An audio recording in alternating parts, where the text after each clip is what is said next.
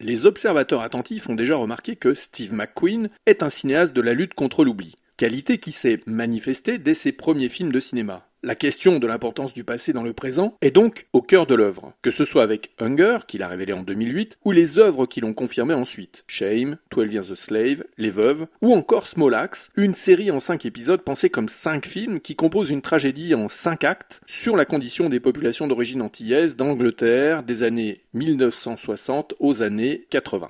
Occupied City, le documentaire fleuve, 4h26, qui nous préoccupe ici, vérifie une nouvelle fois que Steve McQueen est un cinéaste en quête de traces. Inlassablement, le cinéaste peint, dans ses fictions, des personnages qui recherchent des indices sur ce qui les constitue identitairement, et le cinéaste ne dissimule rien, dans ses documentaires, de ce qui anime l'artiste qu'il est. Mais de quelles traces parlons-nous? De celles des origines, 12 Years a Slave, de celles d'une conscience politique, Hunger, de celle d'une essence de l'être et des sentiments, Shame, de celle d'une identité, Les Veuves, ou encore de celle d'une histoire effacée pour ne pas dire niée, et là, on va regrouper plusieurs films derrière ce principe-là, 12 Years a Slave, Small Axe, Uprising, ou encore Occupied City. Occupied City n'est pas un documentaire classique comme on pourrait l'imaginer. Le film promet aux spectateurs d'arpenter les rues d'Amsterdam pour inventorier des lieux hantés par l'histoire de la Seconde Guerre mondiale, mais pas que.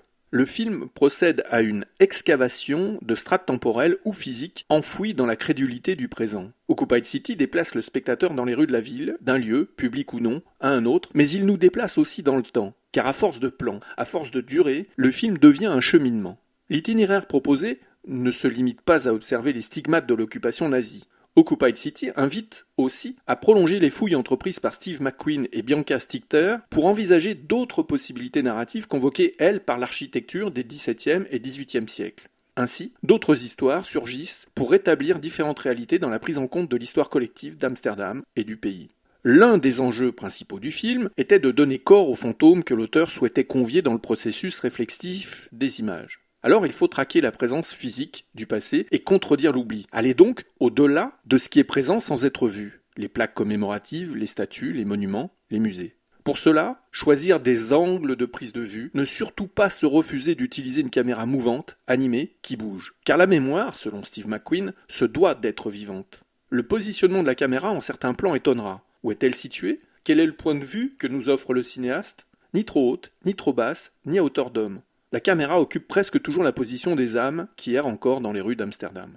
Et puis utiliser le son, la musique d'Oliver Coates, bien sûr, mais aussi le commentaire dit en voix off par Mélanie Yams qui, ajouté aux images contemporaines, autorise une concordance des temps insoupçonnable. Les histoires vécues sous l'occupation nazie s'incorporent au présent de la cité. Elles en constituent une des particularités. Dans la durée du film, le spectateur tisse des liens qui reposent sur un mélange des affects et de l'intellect.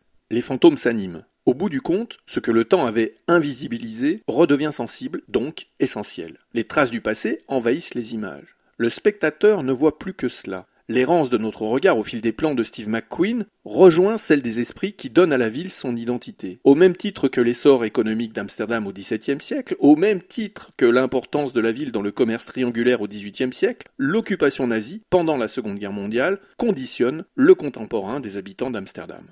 Le film dialogue donc avec le public et revendique ce postulat. Quelle histoire plutôt qu'une autre? Comment ne pas oublier? Occupied City formule quelques propositions pour lutter contre la disparition de ce temps et de cette histoire. Et puisqu'il s'agit d'un film, cela commence par le regard, avant que Steve McQueen ne nous demande de voir. C'est-à-dire de tenter de percer à jour ce que le film n'a pu révéler, et qui pourtant est très certainement là, quelque part, au détour d'un travelling, dans un coin de l'image, dans l'interstice du montage, dans une sonorité musicale ou dans l'intonation de la narratrice. En somme, nous est demandé de combler les manques de notre propre histoire, de refaire un film, un documentaire à partir de ce que nous connaissons de notre passé et de lui ajouter ces nouveaux éléments portés à notre connaissance.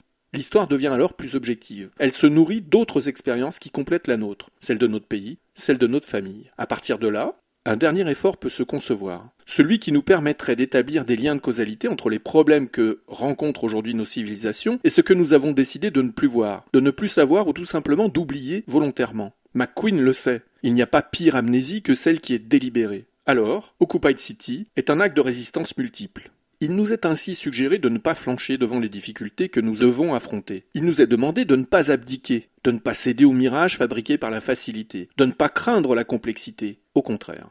Occupied City est en réalité un message d'espoir. Un film qui nous incite à refuser le retour de principes nauséabonds.